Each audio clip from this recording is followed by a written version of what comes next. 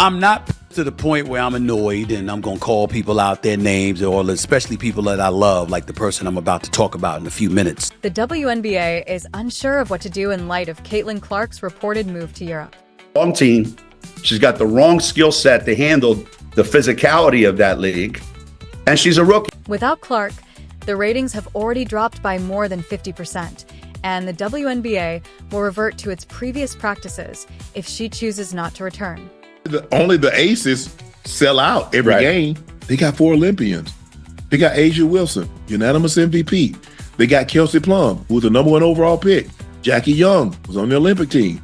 Chelsea Gray was on the Olympic team. I don't get it. Since the off-season has begun, a large number of WNBA players have decided to leave the league and relocate overseas, where they can earn more money and play less games. And from the sounds of this interview, it seems like she's probably going to make more money overseas in EuroLeague than she did during this WNBA season. The WNBA is in a frenzy because Caitlin Clark, their biggest star, is about to leave. Without Caitlin, the WNBA will probably fail because no one will choose to watch a game overseas.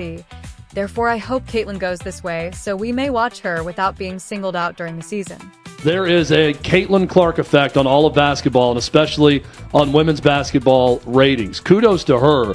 She has elevated an entire sport in viewership. After increasing the salaries of their other players, Caitlin will give them the compensation they so well deserve, and if she leaves, her followers will too. Without Caitlin Clark, the WNBA will be in ruins. The marketing savior for the sport. Yes, they were talking about chartered flights before she ever came along and opened her mouth. But shortly after Caitlin Clark opened her mouth, you had chartered flights. And you ain't have it in 2 decades. He's got that kind of influence, that kind of power. The WNBA is in a panic. For years, the league has been putting in endless effort to expand its fan base, draw in new players, and gain a greater portion of the sports world's attention. Now, they are facing a huge catastrophe that they should have anticipated. Let's take a moment to reflect on how we got here.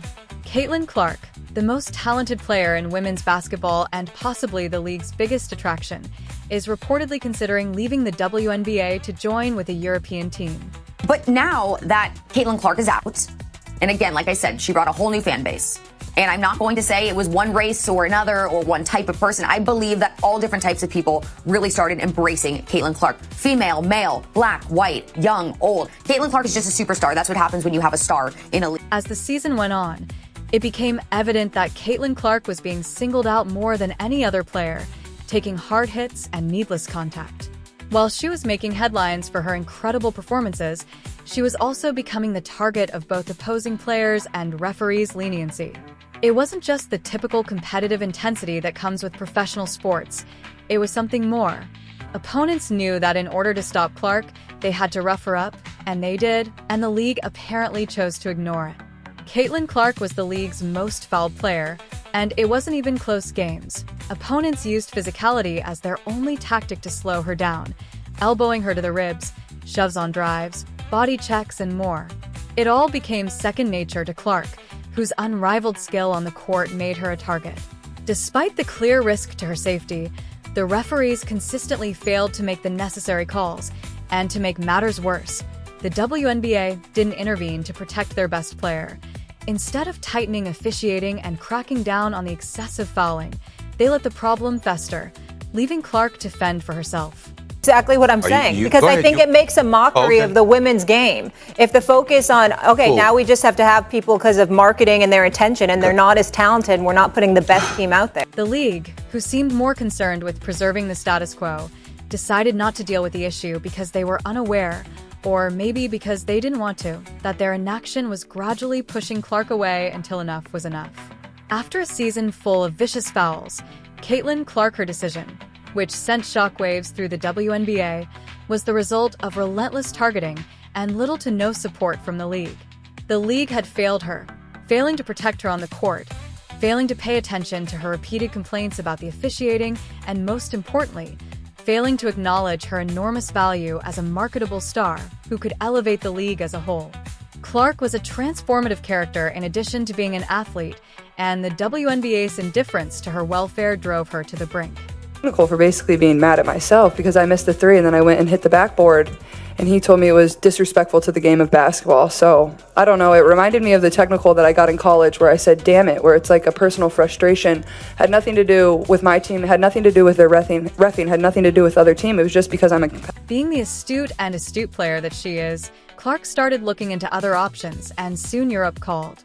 European basketball leagues have long been a haven for elite women's basketball players, providing greater compensation, more exposure, and, to be honest, better treatment. Clark recognized that, and although the financial rewards and the allure of playing abroad were alluring, this decision was made for a larger reason: self-preservation. She wanted to continue her career, but not at the expense of her physical well-being or for a league that didn't support her. They also need to improve overall, and I'm not sure if Caitlin Clark deserves an apology, or if they simply need to do better now that the WNBA is in full-blown panic mode. The league had been so focused on preserving the status quo that they had in Caitlin Clark until she passed away. They disregarded Clark's requests for security and permitted excessively physical play, despite the fact that she was their main attraction and the only player capable of taking the league to new heights. Clark wasn't simply another gifted athlete. She was a game-changer with the ability to completely alter the WNBA's appeal. Since his departure, the fallout has been severe and swift. The number of people watching the WNBA has drastically decreased, including supporters who came just to see her amazing performances. The clutch buzzer beaters, deep threes, and no-look passers no longer have an excuse to watch games that used to have a lot of the WNBA is pleading for Clark to return because they've realized too late that they're in serious trouble without her. They've reached out to try to persuade her to change their mind, but it's obvious that Clark has had enough. She gave everything to the league: her talent, her time, her body, and in return, she was ignored and mistreated. Arenas with Clark's name on the marquee are now having a hard time filling seats. Producing the most watched WNBA games in over 2 decades. What does that tell you?